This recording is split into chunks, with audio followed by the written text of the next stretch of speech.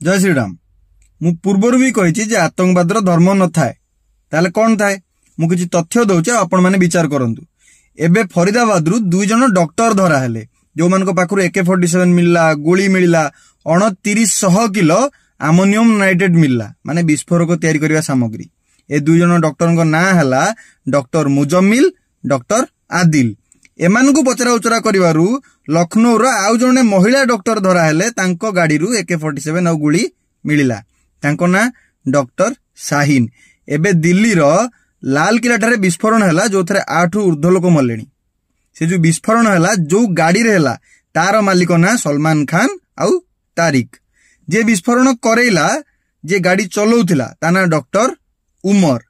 एबे Gujarat ATS anti terrorist squad 3 जन को धरिची।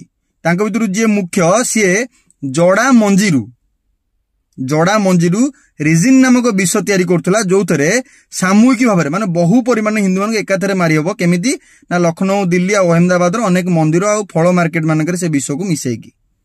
तार ना डॉक्टर अहमद मोहिउद्दीन आ ता सांगेरे जो मान सहयोग करथुले सुलेमान शेख आ मोहम्मद सलीम एमानक पाखरु मध्य बंदूक आ गुली जबत करागला। एथिरु ए ना गुडी को जानला पर स्पष्ट होउची जे आतंकवाद शिक्षागत योग्यता सहित कौनसी संपर्क नाही ना ही आतंकवाद धर्म अछि।